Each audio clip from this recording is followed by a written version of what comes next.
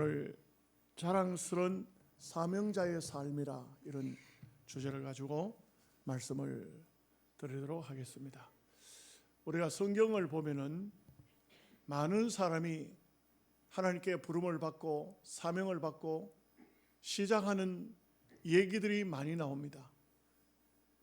그리고 또 시간이 지나고 보면 그 사람들이 은퇴하는 마지막 부분이 나옵니다. 이제 세 가지로 볼 수가 있는데, 어떤 분은 시작할 때는 굉장히 보면은 하나님 앞에, 하나님, 나는 어린아이입니다. 나는 못합니다. 부족합니다. 하나님, 다른 사람을 쓰십시오. 왜 나를 선택하십니까?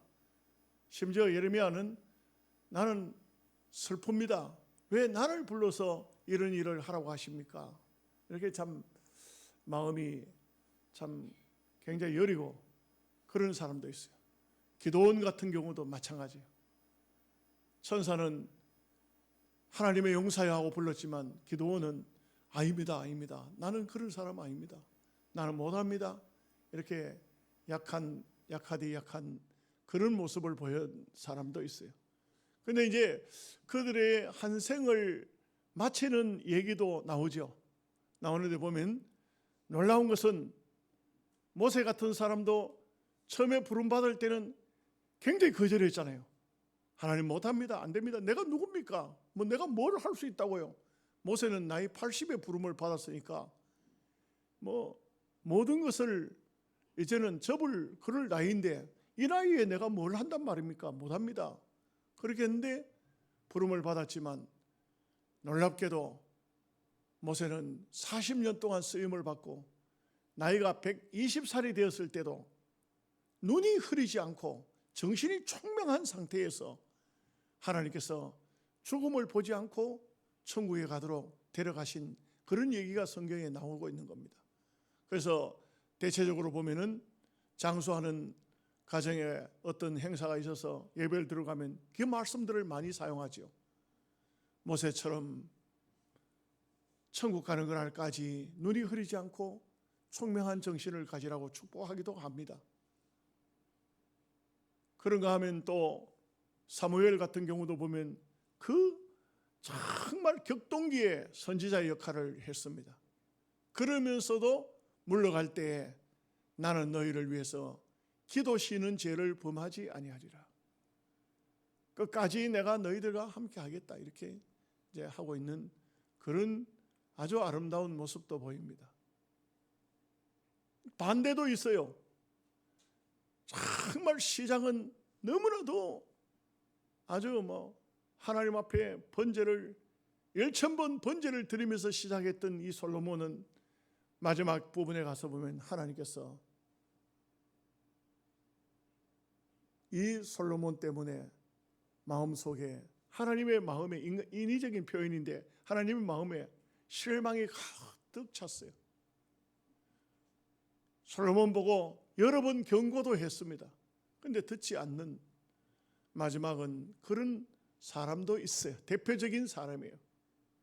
그 외에 많은 사람들이 있지만 시작을 했으나 마지막 부분이 보이지 않는 사람도 있어요.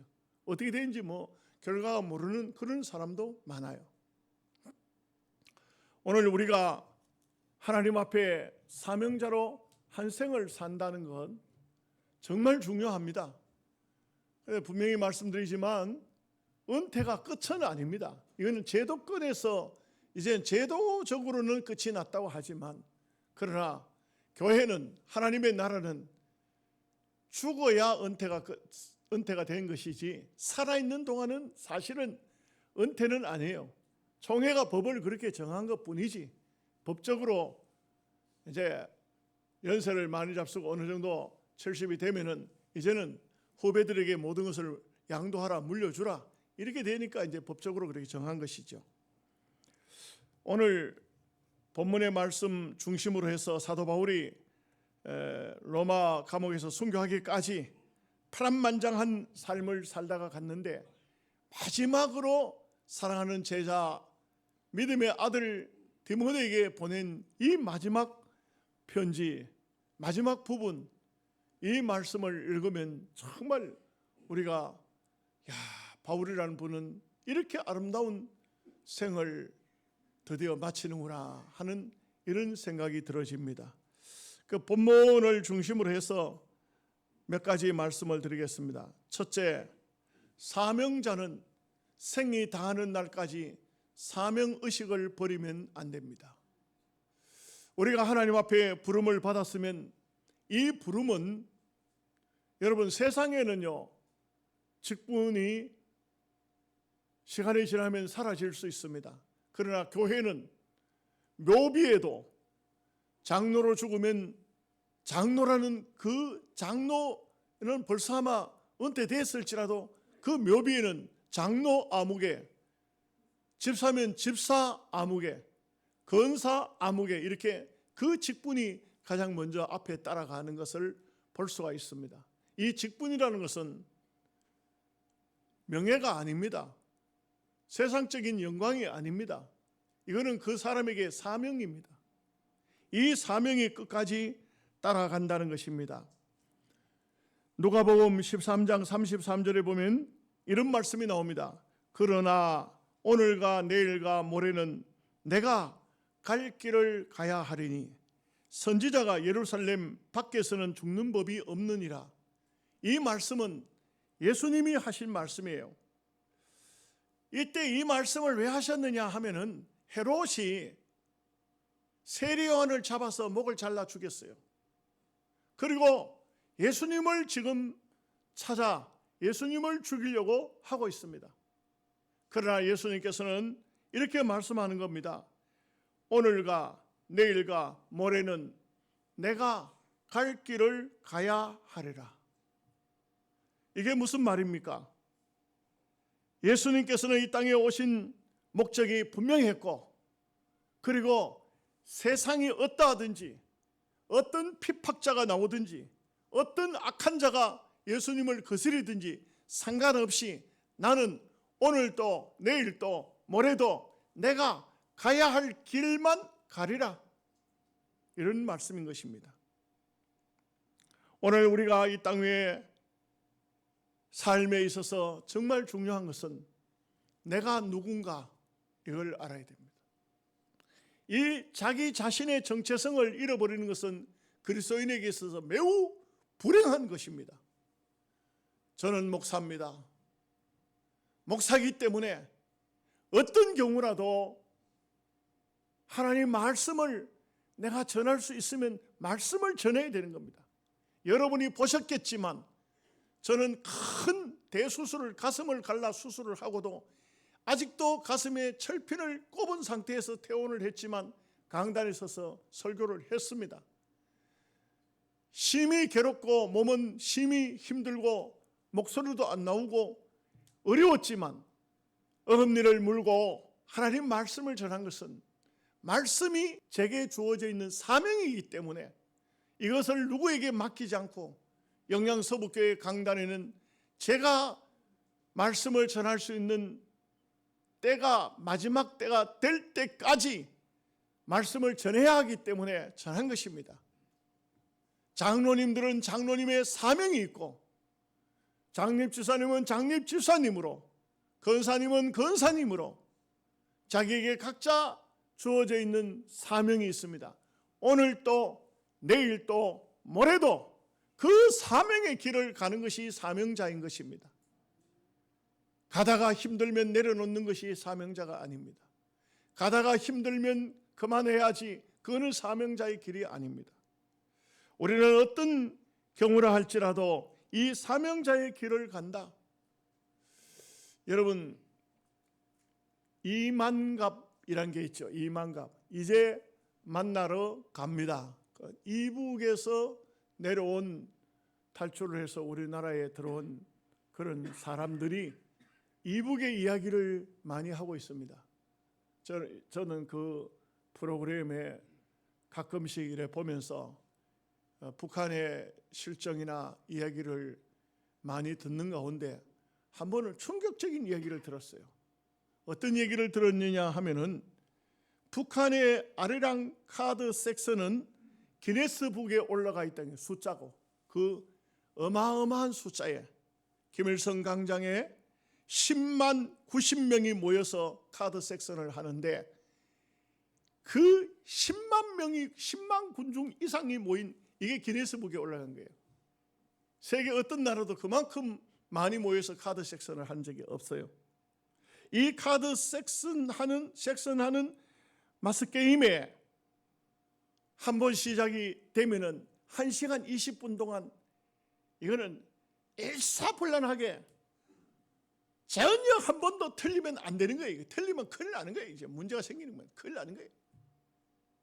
그런데 여기에 있는 한 아이가 그 카드 섹션 하는 장소에서 들어가주는 막 몸을 부들부들 떨고 열이 막 펄펄 나고 지금 애가 막 너무너무 힘들었어요. 근데 그 아이는 김일성 수령님의 눈동자였어요. 이 들면 눈동자가 보이는 것이고 없으면 애꾸가 돼버리는 거예요.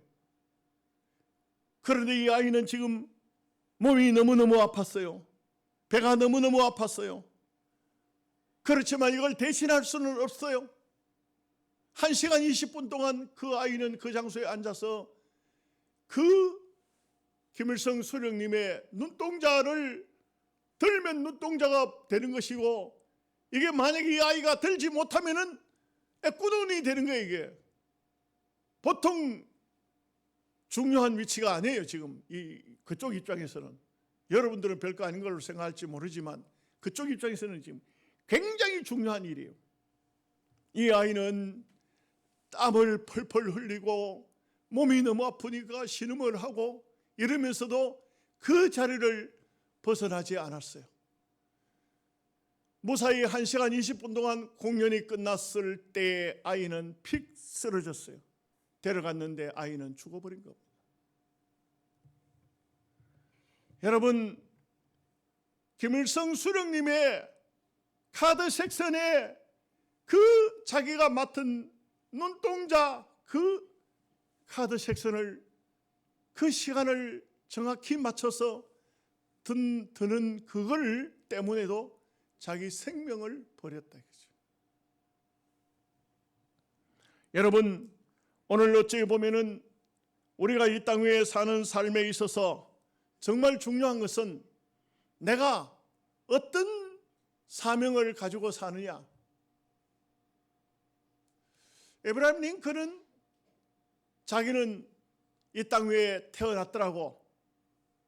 하나님께서 내게 주신 사명을 통하여서 나로 인하여서 세상이 조금이라도 더 좋아져야 된다는 이런 사고, 이런 인식을 가지고 한평생 살았습니다.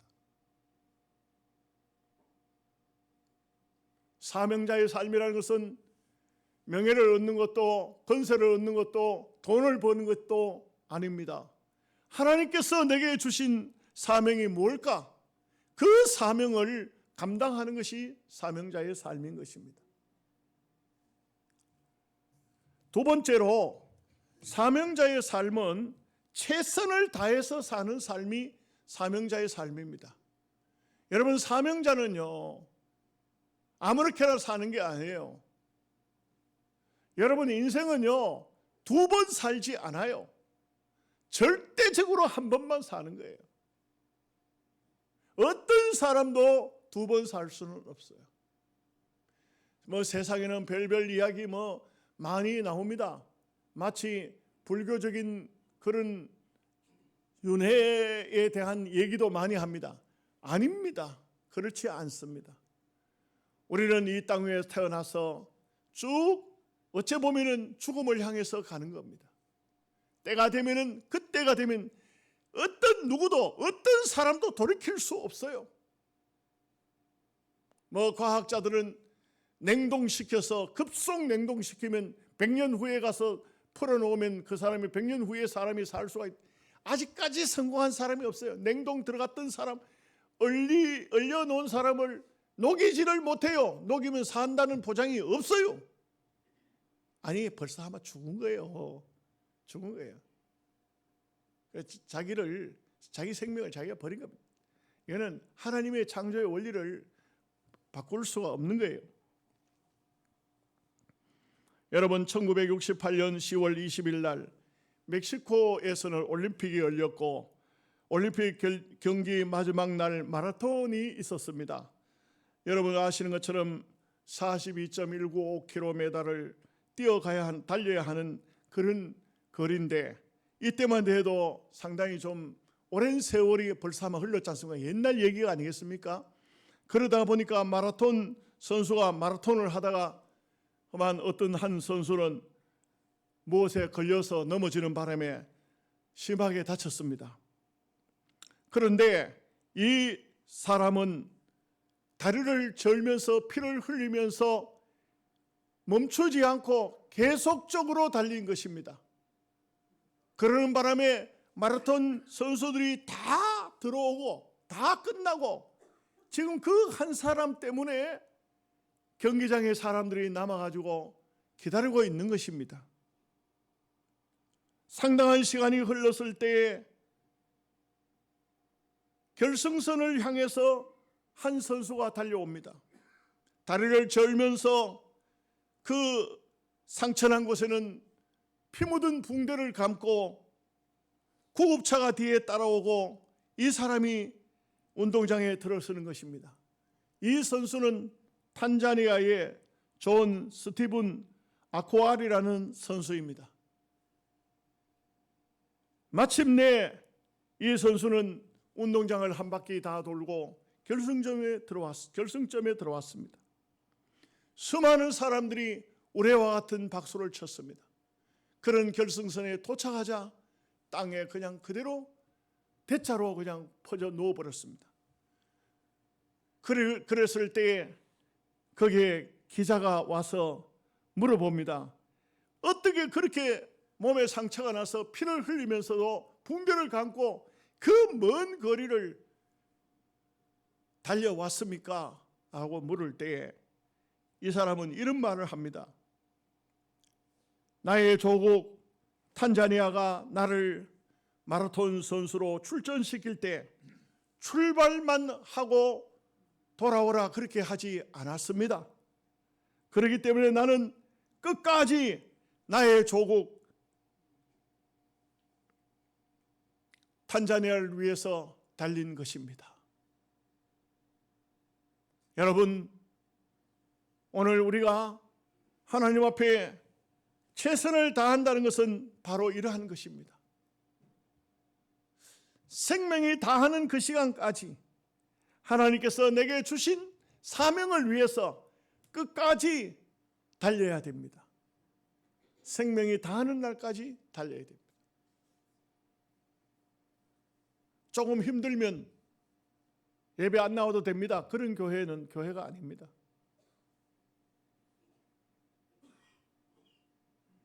여러분 사시다가 얼마나 우여곡절이 많습니까? 어떤 경우라도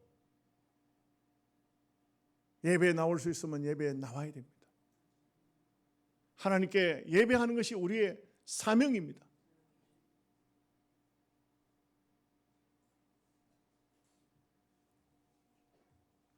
이사야서 41장 13절에 이는 나 여호와가 너의 하나님이 내 오른손을 붙들고 내게 이르기를 두려워하지 말라. 내가 너를 도우리라. 내가 너와 함께 할 것임이니라. 우리 하나님은 우리와 이 세상 끝날까지 함께 하실 것을 약속했습니다. 전도서 9장 10절 말씀에 내 손이 이를 얻는 대로 힘을 다하여 할지니라. 내가 장차 들어갈 세월에는 일도 없고 계획도 없고 지식도 없고 지혜도 없음이니라. 무슨 얘기죠? 죽은 다음에는 어떤 것도 없습니다. 살아있는 동안에 하라. 살아있는 동안에 하라.